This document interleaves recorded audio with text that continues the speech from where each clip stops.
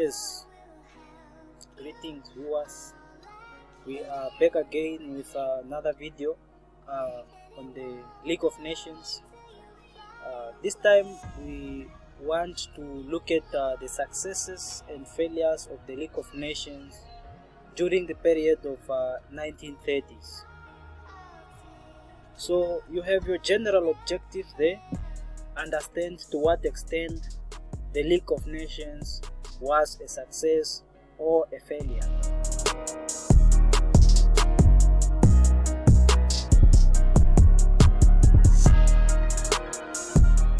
Yes, historians, you have your specific objectives there.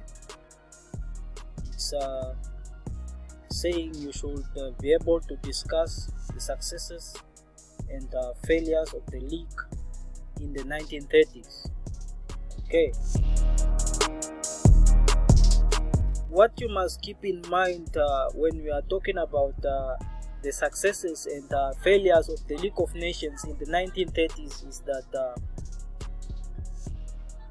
we are only focusing on the year after 1930, not before 1930. We are focusing on the year after 1930s. That is the only thing that we are concerned with.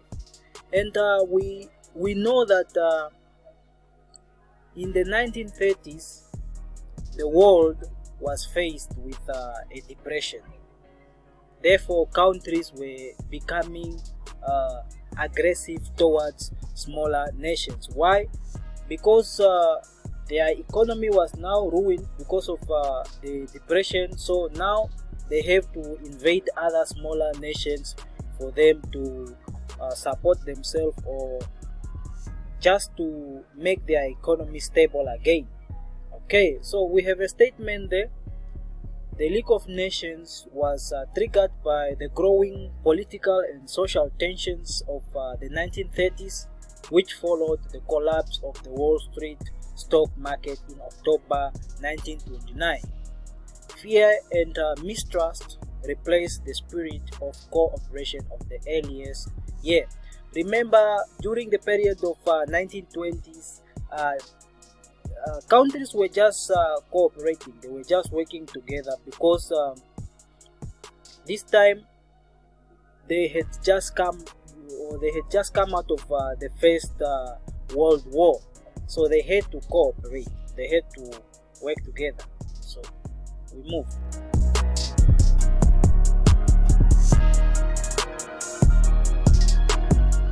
Okay, successes of the League in the 1930s. You have a statement there that says, what disputes or conflicts did the League solve successfully in the 1930s? Okay, so they are saying that the continuing good work of the agencies, committees and commissions. Just before I continue, remember that even before we started with the topic itself, the League of Nations, there were aims of the League of Nations had aims, and it also had structure and organization. So if you are not familiar with that, then you will really be lost. You won't be able to build on what we are talking about here. So they are saying that the Tsar Commission, for example, successfully organized the plebiscite which led to the return of the region to Germany in January in 1935. So the League of Nations is having agencies and commissions. So these commissions are responsible for organizing elections. For example, in the Tsar was supposed to be administered by the League of Nations for 15 years. So which means in this regard, the League of Nations really dealt with this situation successfully. So it's a success in the 1930s. So they are also saying that the contribution made towards the resolution of border disputes in South America between Bolivia and Paraguay over the Chaco, and between Peru and Colombia over Leticia. So that is another success in the 1930s. So you will notice that during the period of 1930s, the League did not really have so much of political success. We can conclude that it did not really have so much success in the 1930s. That's it. So we move on. So learners, we were now looking at the successes of the League in the 1930s, where we only spoke about the Tsar, the commission or the agencies organizing election in the Tsar. So that is a success in 1930. Now we are going to move on and touch a little bit on the failures of the League in the 1930s.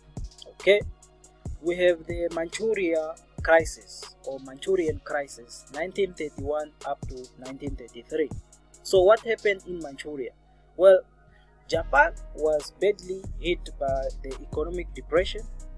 The Japanese searched for a way out of troubles.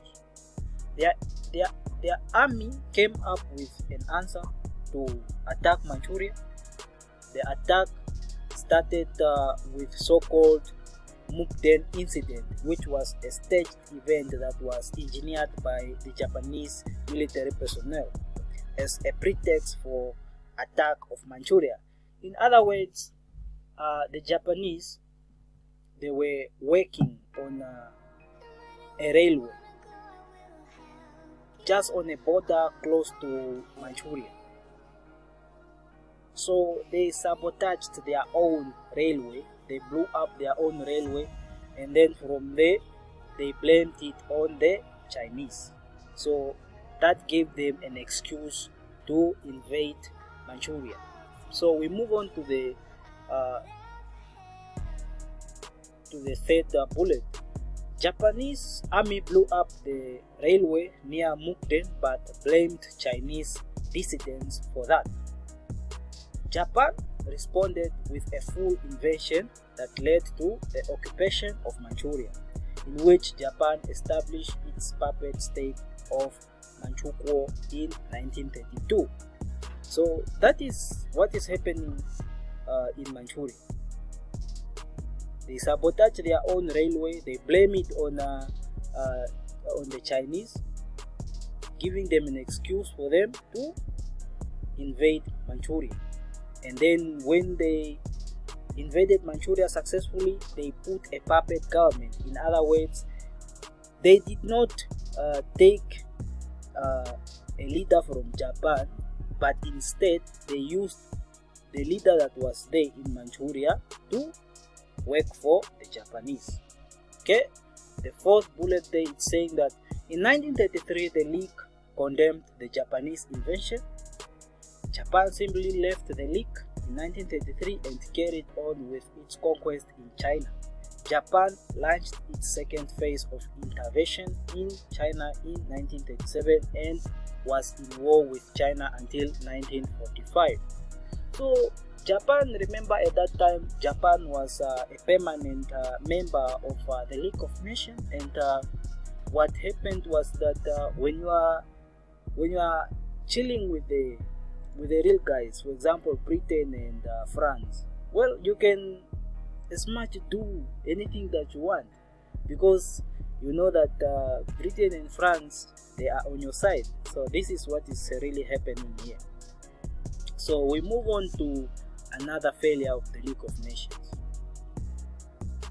Okay, the Abyssinian crisis, 1934 to 1935. Excuse me for not putting the date there or the year, but they are saying that Benito Mussolini, the fascist dictator of Italy, dreamed of building a new Roman Empire. Mussolini wanted to fight a war. So this is just a dictator wanting to expand. He wants to expand his territory. This is what is happening. Remember, Italy is also a permanent member of the League of Nations.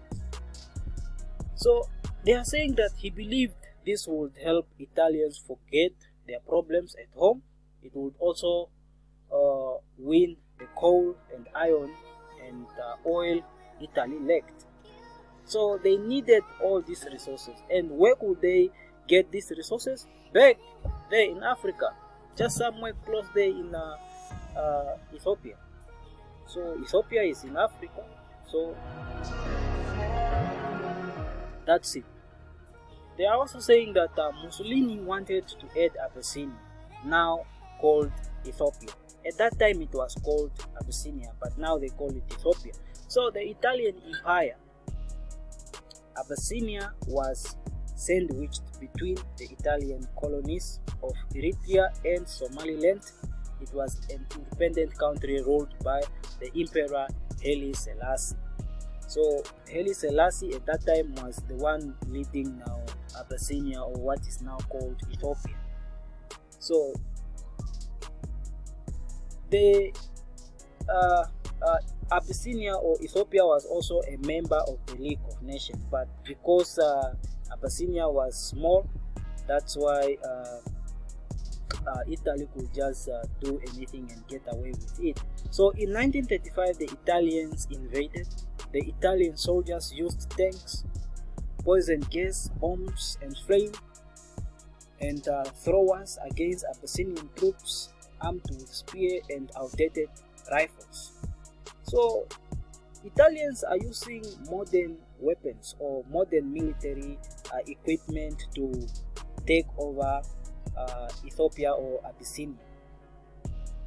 Abyssinia, they are still using traditional weapons, rifles, and spears. Those things are outdated. So Haile Selassie, the emperor of Abyssinia, appealed to the League of Nations because he was also, or their country was also a member of the League of Nations. But then Britain and France, two leading members of the League, could have stopped Italy by closing the Suez Canal to Italian ships. So the Suez Canal is just that I did not put a map there. I will have shown you the Suez Canal.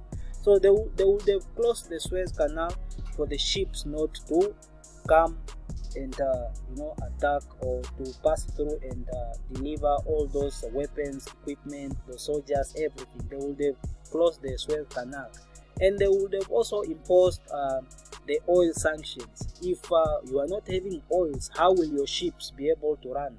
So Britain is just there assisting Italy for Italy to take over. These measures had little effect because they did not include steel, oil and coal, which were vital to the Italian war effort. In May 1936, the Italian captured the capital of Abyssinia, Addis Ababa. The Abyssinian crisis dealt a death blow to the League of Nations, which was now ignored as a peacekeeping body. Now other nations who were part of the League of Nations, they are seeing how Italy is invading Abyssinia, and they see that now the League of Nations is no longer strong. You can just do whatever you want and get away with it. So it's paving a way for aggressive fascist leaders like Hitler to come to power. So we move on with the failures of the League in 1930s. So Rhineland, 1936. Rhineland was part of Germany, but the Treaty of Versailles and had demilitarized the area. No weapons or soldiers were allowed there. Hitler wanted full control of Rhineland. Hitler feared that much of a stronger French army would force them out. So because our time is limited, you can pause, take note and read that for yourself. And there's another failure again, the Anschluss of Austria. Remember, the League or the Treaty of Versailles forbade Anschluss of Austria. Austria was not allowed to be annexed with the Nazi Germany. So that you can also pause and read for yourself because time is limited. Then you have your question there. The League had more success during the 1930s. The 1930s, how far do you agree? So you just comment in the comment, then from there we will give you whatsoever is that you want. So for now, historians Just focus and read more, and